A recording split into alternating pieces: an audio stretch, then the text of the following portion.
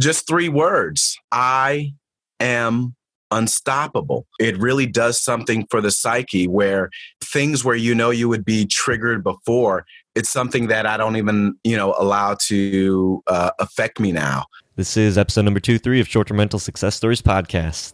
Welcome back to Short-Term Rental Success Stories. I'm your host, Julian Sage. This is a show where I talk to hosts about their journeys in starting and growing their short-term rental business. My goal is that you'll be able to walk away with practical information that'll help you become a better host and learn how to scale your business. If you haven't done so already, go on over to our Facebook group, The Host Nation, to connect with the community and other professional hosts that have been featured on this show. So we had a new review come in on iTunes. This is 5 stars from Peter and Julia Plord. They said, I've been listening to a bunch of podcasts on real estate investing, YouTube videos on short-term rentals, etc. Nothing compares to this one. It gives you real-life stories of success with actionable items you can incorporate, whether you've been doing short-term rentals for a while or just getting started. Thank you for bringing this to the market and wish you much success. Thank you so much, Peter and Julia. I really appreciate the review, and that really just really makes my day. It really is so nice to be able to see the feedback from you guys from in the host nation and in the reviews. It really does mean a lot to me when you guys take the time out to leave these reviews, because it takes a lot of time to be able to edit this for both the shows, Vacation Rental Machine and this one, for editing, for finding the guests, to releasing the show notes, to going back and listening to it 2-3 times, just trying to constantly improve and make the show readily available for y'all. So it really does mean a lot when you just take the time to be able to leave a review. Lets me know that all this effort is being well received. We did get a 1-star review that I wanted to note. They didn't leave any feedback, so I really would appreciate that if you did. If there is something that you don't like about the show, then please let me know. Send me a message, or if there's anything that I can do to turn a 1-star review into a 5-star, just please reach out to me. If there's anything that I can improve, anything that I'm not including, I definitely want to aim for 5 stars. So if just leaving a 1-star without any information as to what I'm not doing right, then it doesn't really help me. I don't know how I can improve. So if you do find value in the show, please go on over to iTunes. Let me know what it is that you do enjoy. And if there's anything that you don't enjoy, please send me a message. And if I can turn maybe a negative experience or something that maybe you think is a 4-star or 3-star into a 5-star, definitely let me know so I can constantly make the show better. Today I had the honor of speaking with Charles McPike. Charles is a Forex trader and host based out of Hollydale, California, who operates 2 units that he's acquired using rental arbitrage. In this episode, Charles shares his experience of turning his life around through the power of positive affirmations by reprogramming his brain to think more positively, his fears and failures of starting a new short-term rental business, and lots of practical tips on starting off on the right foot. If you like my show notes for this episode, go to shorttermsage.com/STR23. Or if you'd like my show notes sent directly to your inbox every week, then go to shorttermsage.com/show notes. With all that being said, on to this week's conversation. Welcome back, host. Today I have the special honor of speaking with Charles McPike. Please let the audience know a little bit more about who you are and what inspired you to get into short-term rentals. Absolutely. First and foremost, Julian, thank you for inviting me to the show. It's always good to see fellow entrepreneurs, and especially those that get on a platform such as this to kind of spread the word and help other individuals out. When I first started kind of short-term rentals, there weren't too many podcasts or anything out there. So it is much appreciated. How did I get my start in short-term rentals? Well, I'm an entrepreneur by heart. I've always just kind of look for the next best thing, I guess you can say. I wouldn't even say the next best thing, something that kind of fits me and fits my mold. As we were discussing previously, I trade Forex. So many, many moons back, I'd say probably 2015, I got my start in trading Forex. My first trading mentor, I guess you could say, got me into Affirmations, and Affirmations was really something that was key to me, that allowed me to kind of bridge those kind of gaps and take away that negative self-talk that we all face as an entrepreneur. how are you going to do that? Where are you going to get the money from for that? You can't do that. Look, you're talking about starting a business. All of these things do come up. I think I mentioned that I do have a home studio. So what I did is what I did with my affirmations is I started to record those. Also, I learned about things like brain entrainment. So I started to put my audio affirmations behind binaural beats. And once I started doing that, I was able to really take my affirmations to the next level. And they really just allowed me to reprogram my subconscious. You figure I was fighting 35 plus years of programming. And when I say programming, that's just normal TV, listening to the radio, and you just be surprised. That is what you take in is what you get out. And through that programming, it was something that was very detrimental to me blossoming as a entrepreneur. But once I started to program and listen to my own things, things such as I make abundant amounts of money through multiple streams of income and just programming my subconscious, I would say after probably 2 or 3 months of programming, I was just turned on. Everything got better for me. I was actually essentially almost a new person. Like things were just taking off for me. Within the first 3 months, I had my first property. I also buy and sell raw land. My Forex trading had gotten tremendously better. And I was looking for my next entrepreneurial deal. Now, living in California, the cost, if you will, is a lot higher. I didn't have that 20 or 30% to put down on a single family, a duplex, or a quad for that matter. So my entry into short-term rentals was rental arbitrage. And I did take a couple classes, Udemy, which I'll give some credit to. They have cheap classes. So I purchased a small cheap course on short-term rentals, which was just kind of like putting your toes into it. It was some good information, but not as thorough as I would have liked. I also ran across a gentleman by the name of Jay Massey, who has a cash flow series. He had a more in-depth system of short-term rental. So I am one of his students, and his system was pretty much front to back. And studying his system, it really gave me all of the key things that I needed to really get involved and just kind of take this business by the horns and really run with it. So that was kind of, that's my intro of how I got into short-term rentals. I think it's always so interesting. Everybody has such a different story of how they got started into the short-term rental space. And, I understand that feeling of, being an entrepreneur and you're trying these different things, trying to find a path, trying to find these different ways of being able to, have like that, that strength to be able to just do something and then run with it.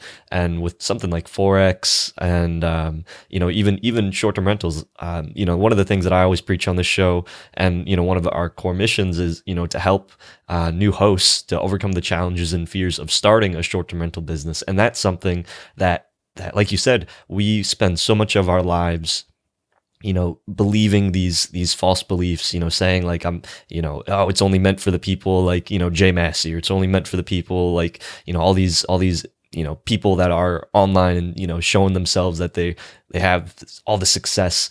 And, we convince ourselves that, that's them and I'm not like that.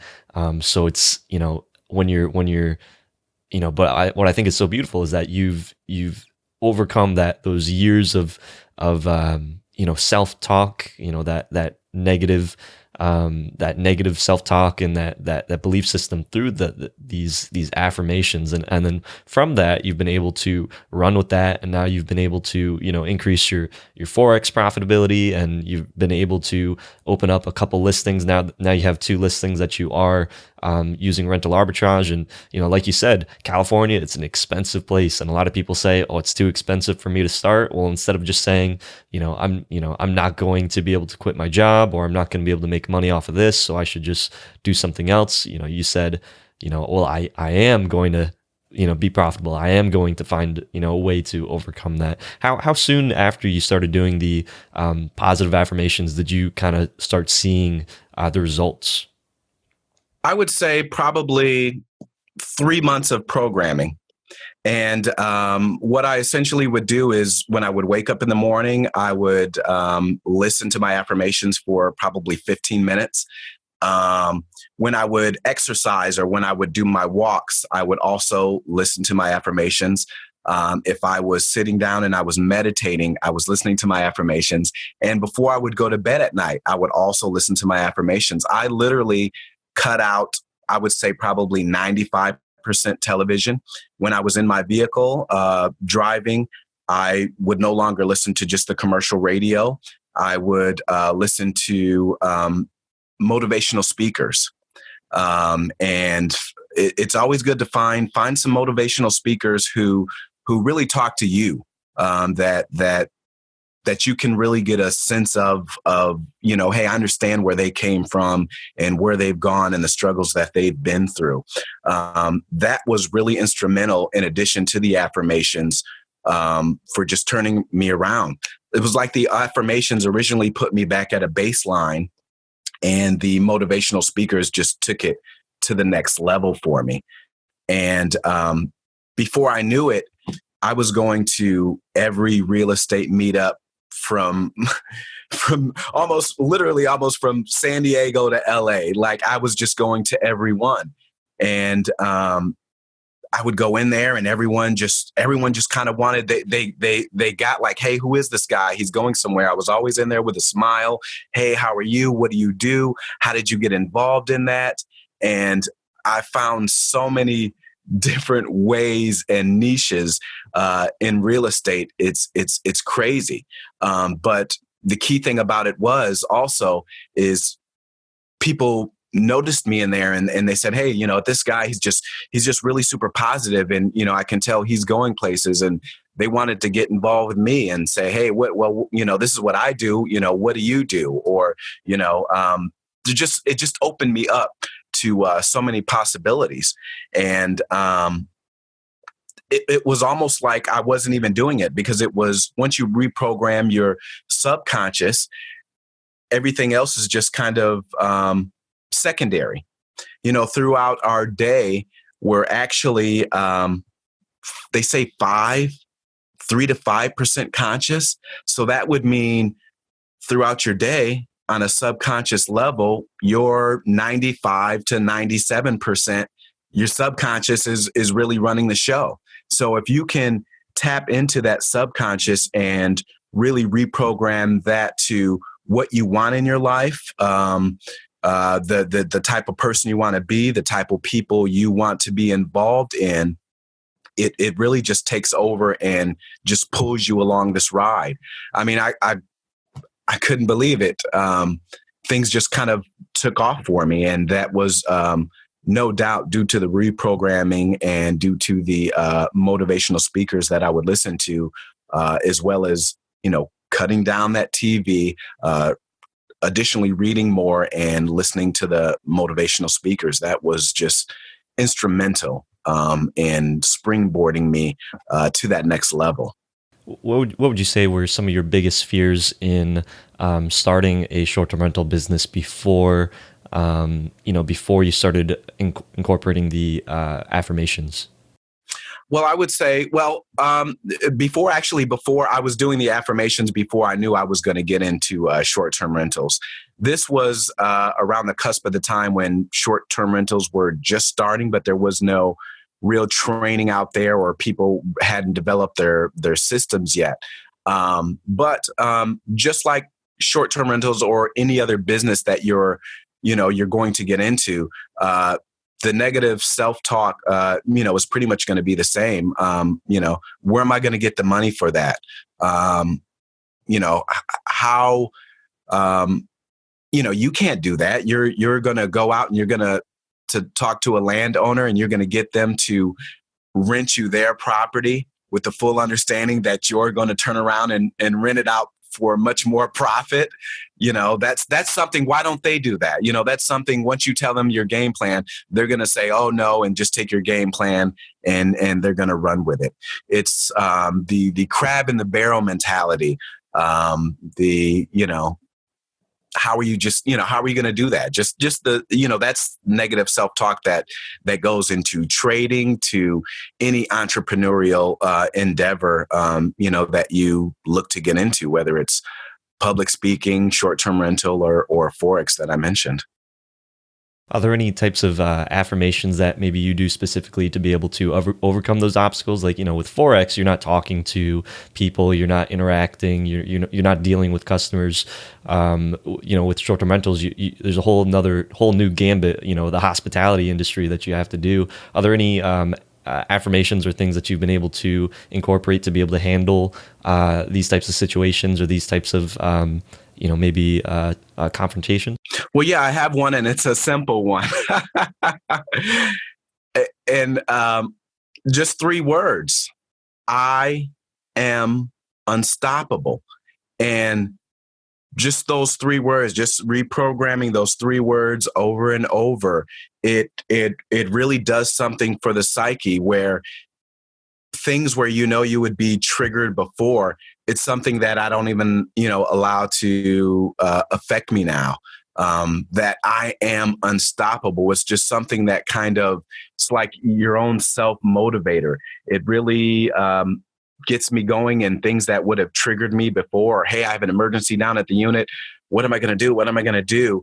I'm able now via that affirmation to slow things up now. And there's a certain wisdom that comes with it to say, hey, what is this emergency? Is it actually an emergency? How is it affecting the guest? Is it something that we really need to jump on now? Or is it something where, we just need to communicate with the guests to, maybe bring them down and let them know, hey, I have a full breadth and knowledge of what's going on, and it will be handled as soon as possible. So I would say definitely that affirmation alone has been instrumental in just kind of bringing a certain wisdom, an uncompromise, a positivity to it. And that I'd say that one has been instrumental in dealing with situations that arise with short-term rental. What would you say is the most challenging part of starting your short-term rental business? The most challenging part. One of the most challenging things can be your capital, because even through rental arbitrage, you're still going to need a certain level of capital to get going. But once that's taken care of, I would say the key thing that I found about for short-term rentals for me is customer service. You really need to have customer service. You really need to be customer oriented. Some people get in, they see the dollar signs and, hey, I can make this amount of money. But you really have to be customer service based, and you have to like dealing with people. This is a hospitality business. One of the key things that I found out through kind of how you were saying, how when you first got started, through my very first guest. So my very first guest was a 2-week guest. He was coming in. And it kind of leads, this kind of all ties in together. So coming in, first guest coming in, I had him booked for 2 weeks. And just starting off, there's a lot of things coming at you. You want to really make sure you have all your T's crossed and your I's dotted. And one of the things that I set up a little late was the internet. So the internet was going to be set up, I think, a week into his stay. So first thing, once I found that out, I contacted him. I said, hey, you know what? I'm having a little issue setting up the internet.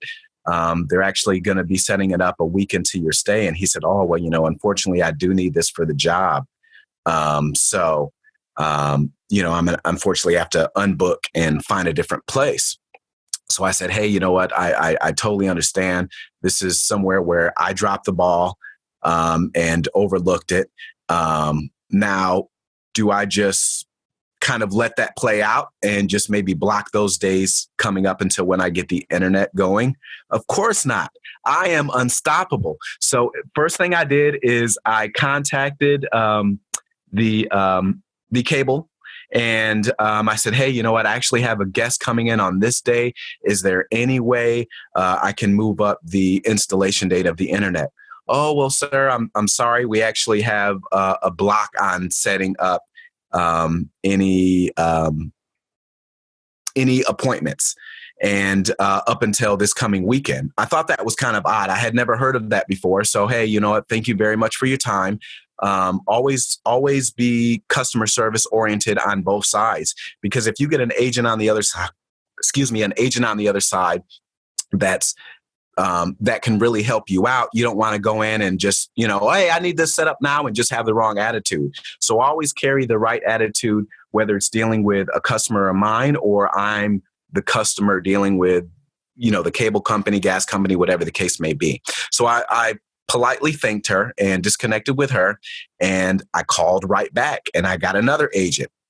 This agent mentioned nothing of the block on resetting the appointment times, and she was able to get me set up 2 days prior to when the guest was coming. So I immediately contacted the guest back. Hey, you know what? We are going to have the internet up by the time you arrive here. I was able to reschedule that. He said, fine. He hadn't found another booking at this stage, and he rebooked with me. So I saved the day on that one. So my first guest, he's in there for 2 weeks. After I think it was 3 or 4 days, once he was in the unit, I went ahead and messaged him and said, hey, you know what? Just checking in. How's the unit? How has your stay been? How have things been going? And he sends me a picture and says, hey, the other morning I found a mouse in the toilet. And he said it was dead, and he literally had that picture of it.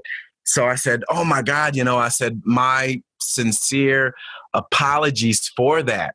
Now, in the background, I'm kind of panicking.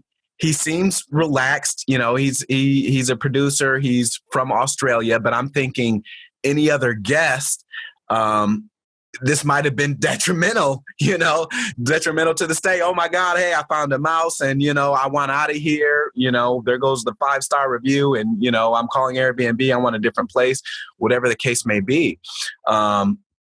This also goes to another point. I'm part of a couple different Facebook groups of short-term rental operators.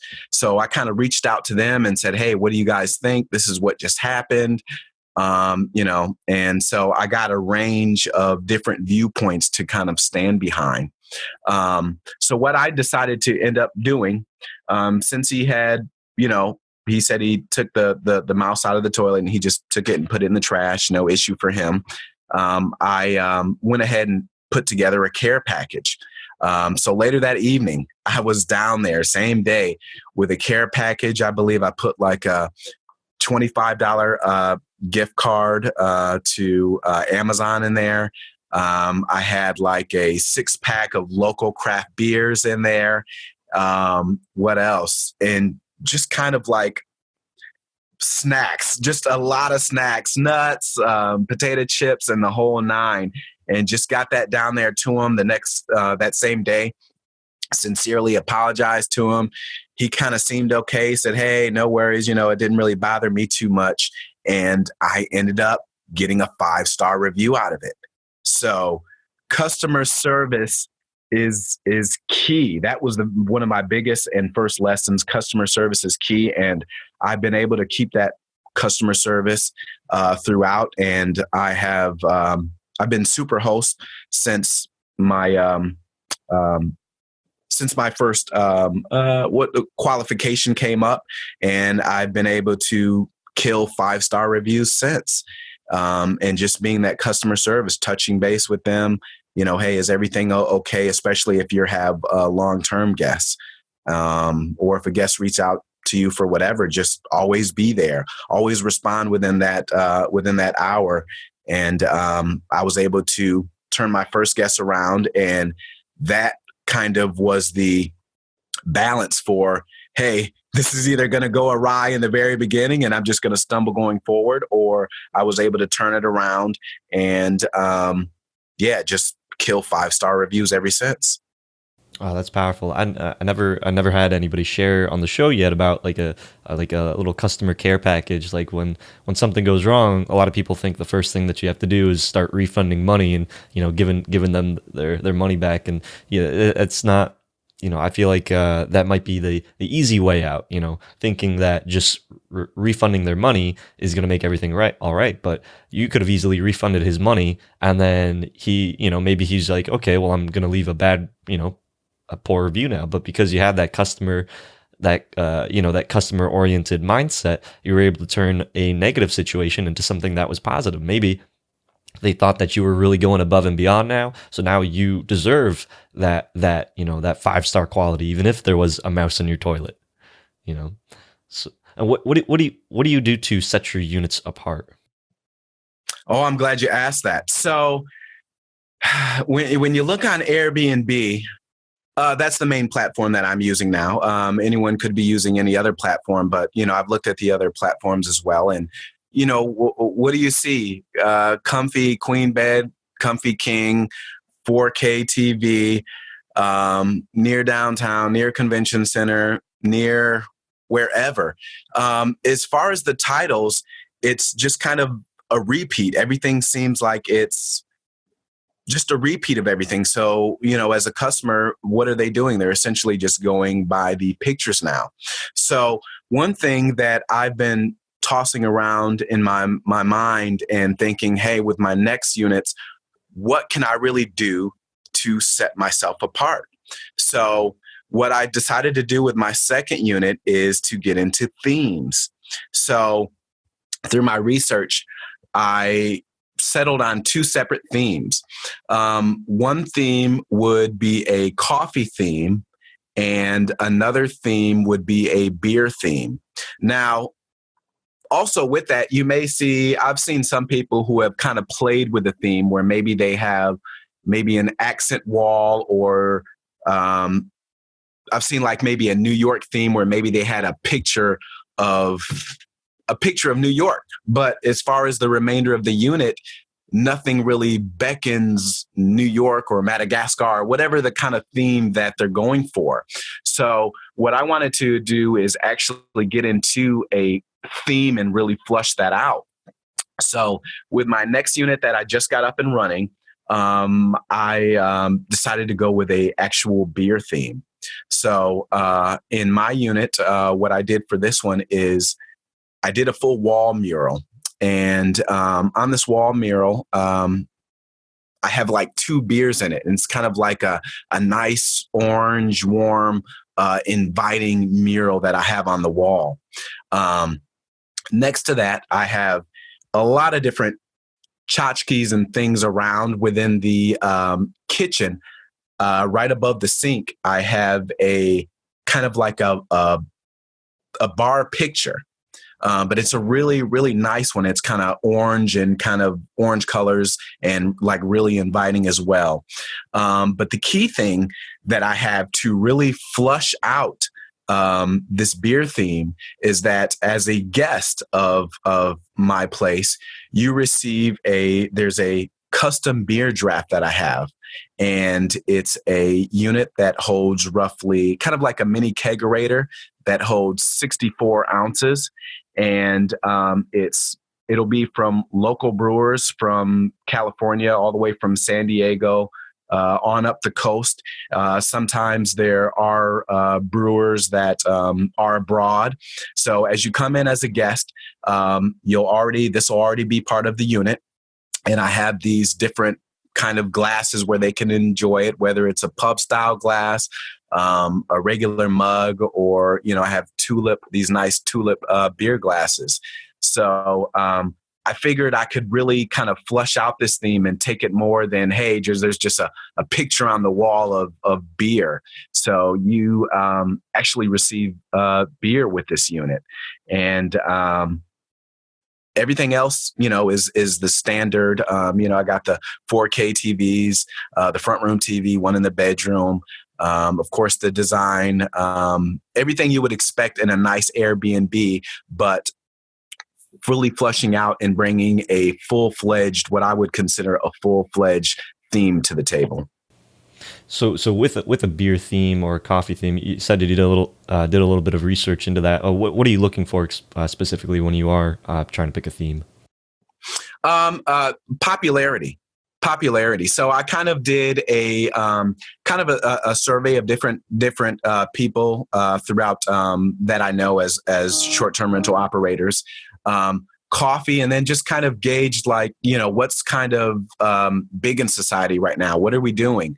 What are your big sailors? Coffee is obviously huge. I was really leaning towards the coffee, but beer is really big as well. And there are a lot more breweries popping up these days, and especially in the area of where I operate.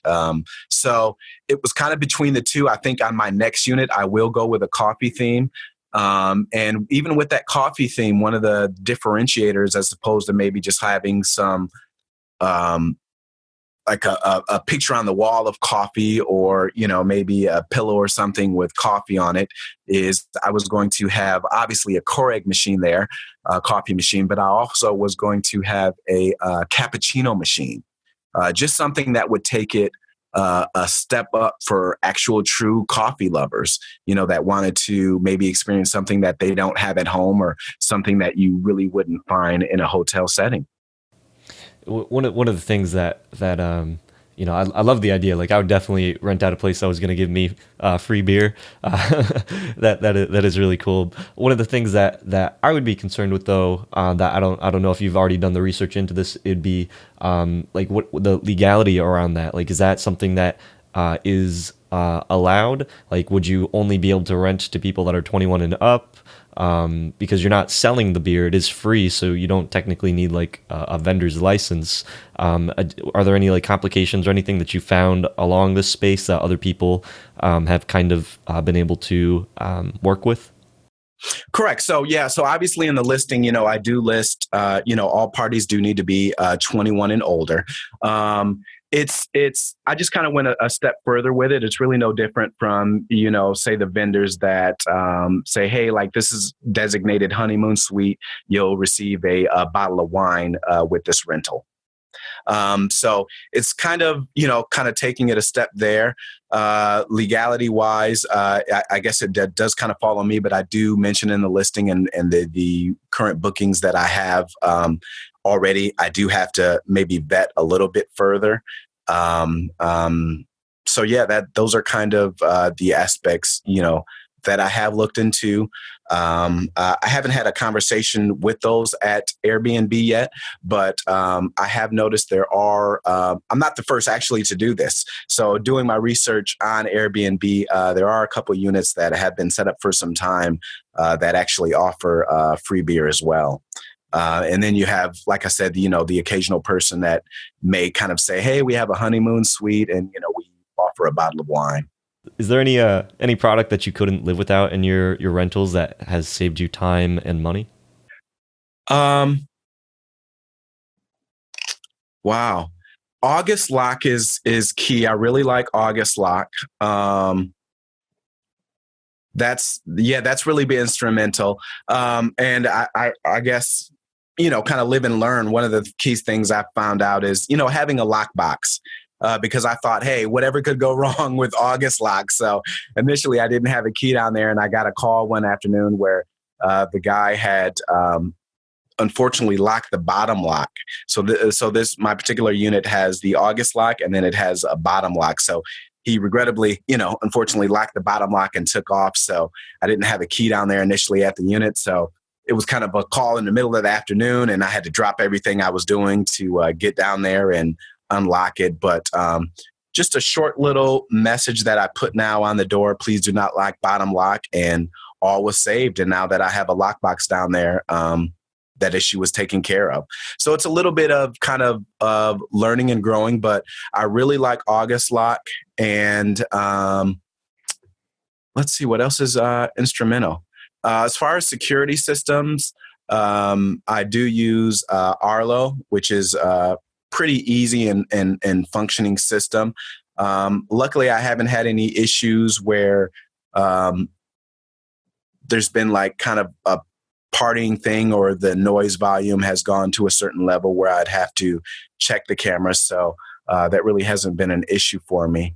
But I would say, I guess I have to give praise to August Lock and just the genius of it and being able to see and know, hey, when the customers or clients have, gained access to the unit, know they've arrived. And I'd say that's probably my key biggest technology thing. Okay. And is there anything that you do that has helped your guests leave positive reviews? I would say that customer service again. Customer service, and I get a lot of points for cleanliness. Just always make sure if you're not doing the cleaning yourself, then make sure that you have a vetted cleaning staff, and that's just kind of a cleaning staff that you can grow with and that really knows the ins and outs of your particular unit. Every unit's going to be a little bit different. Especially for my units. My units are in older buildings. I'm like 2 blocks away from the beach. So a lot of the buildings kind of in the area are older. So just kind of having a cleaning staff that's familiar with your units. As I said before, I got a lot of points for just being cleanliness and being responsive. Hey, if I had a question, Charles was kind of Johnny on the spot. He answered my questions right away. Just kind of being there and letting them know like, hey, the unit is yours for this amount of time that you're going to be there. But if you have any questions or need to reach out to me, I'm just a phone call or a message away. And I'd say just that the fact that my customers, and I've actually had repeat customers, that the fact that they know that is key in bringing them back and spreading the word on your units. And is there one house rule that has saved you before? Well, I have it now. I can tell you, I can tell you the 2 biggest things that happened to me where I have kind of my own personal rules now is last minute guests with no reviews. I received a call from Airbnb and they said, hey, we have a gentleman who unfortunately something went awry with his booking, so he needs another place. I had an opening at the time, and I just kind of blindly went into it because I had got a call from Airbnb. So, hey, you know what? Yeah, I'll step up. I'm a super host. I'll help you guys out. And this guy didn't have any reviews, and I think he was there for four days, and I think he smoked every day. Like, we went in there, and the place was just a mess. And the smoke was like ingrained. So the cleaning took whereas usually the cleaning takes probably an hour and a half, if that. I think we were down there cleaning for a good 2.5, 3 hours. This also leads to one key thing that you should get if you ever have an issue with whether it's smoking or maybe someone cooked something or there's a particular smell in your unit. I would suggest getting what they call a ozone generator. This is a device where, say if there's fire damage, this is a device where you can bring it in and just let it go and it will remove the smell of fire damage. So it is a very powerful device. It's called an ozone generator, and you actually have to leave the premises while you have it running. But I would say that is a key piece of equipment that has been very instrumental when dealing with issues like that. But now I have it in my rules. If there's a last minute booking and they don't have any reviews, then I'm just going to pass on them. I found that it's just not worth it. Just because they're not vetted, there's no reviews on them, and 9 times, for myself, what I found out is 9 times out of 10, it's going to be someone who just didn't respect the unit, and they were just kind of a fly-by-night guest, so to speak. So that's kind of been my big takeaway in relation to that. And what would you do differently if you had to start from scratch? What would I do differently if I had to start from scratch? That is a very good question. Well, I think I would definitely, even with, especially if you're starting off from scratch, even the best laid plans, there's a lot on the table. You may overlook some things. As soon as you get the keys to your unit, whether you purchased it or whether you're using rental arbitrage, call and get your services set up. Do that initially. Call and get your services set up. And then make sure you have a full shopping list of what you're going to need for the unit. Whether you're using a designer, ask that designer everything that they're bringing to the table and what you need to bring to the table, and be fully clear and transparent in that, and make sure that you go over things 3 times, 4 times, 5 times, as many times as it takes. Because you're going to overlook something. This is a business that's actually really simple. All of your input and push is going to be 90% is going to be in the very beginning. But once you have your unit set up, I may go months without having anything to do. There's just small guest communications here, and then you may have a fire to put out, and it's kind of all hands on deck. But other than those, short-term rental it's an amazing business. I mean, real estate alone is slow motion. This is a way to kind of catapult that and get greater returns. But even in that regard, it's a business that kind of runs itself, and I love it. I mean, there's just so many things that I didn't know getting into this business that I would like. The customer service aspect and just meeting different people. I've hosted people who were on their honeymoon. So that was amazing being a part of that. People from overseas that have, come to the United States for the first time. That was just, kind of amazing. You meet all these different amazing people and get to interact with them. And you find out once you kind of lift that veil, everyone's just people. They're just people like you. They're traveling. They're out to have a good time. And, they kind of want someone that's going to have their back if things go awry.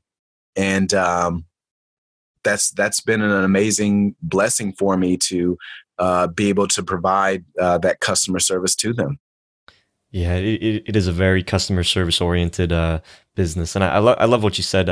You have so many things that are going on. As soon as once you get that lease set up, or once you're about to get your property listed, there's such a handful of things, and it's so easy to look, to miss something. That a lot of times once you get that lease, they already have the services kind of going for you. And so you might just move in there, not really thinking too much about it. And then all of a sudden, once your guest is in there, all the services stop and you're just like, oh crap, I forgot to set that up, because, you're just more worried about, the pictures and getting it decorated and doing all that. So I think that's a really good one. Another really good one would replace your air filter. That's something that often goes overlooked as well. One other small caveat I can give to someone just starting out. Make sure that you, whether you have your business EIN or whether you're going to be doing it under yourself, just starting out, there is a portion in, if you're utilizing Airbnb, I'm uncertain about the other platforms, where you do need to go in and you need to enter that EIN number, or you either need to enter your social. Because what happens is there's a threshold, I think, of 6 months where if that information is not in there, Airbnb will hold up your funds. because they need that information. So they just kind of hold up the funds for the government. So there's been many an operator who failed to put that in there. And after like 6 months, they're like, hey, what happened to my money? And they're like, well, hey, you never inputted this information. So that's just a small caveat and key thing for new operators to look out for and make sure they enter that information. Definitely one of the many things that people need to do once they get their property listed. But again, thank you so much, Charles. It has been such a pleasure. You've just shared so much wisdom, so much knowledge, so much positivity. It is a great pleasure to be able to listen to someone who is taking those affirmations and running with it. And you are doing awesome. I wish you the best of luck. Hope you become a full-time entrepreneur within the new year, as you said. And I look forward to seeing your progress. Until next time, Host Nation, keep on hosting. Hope you hosts benefited from the show. If you found value, please go on over to iTunes, leave us a review, and let us know what you enjoy about the show. If you'd like to talk to hosts that have been featured in these episodes as well as the community, go on over to our Facebook group, The Host Nation. Talk to you hosts in the next episode. Keep on hosting.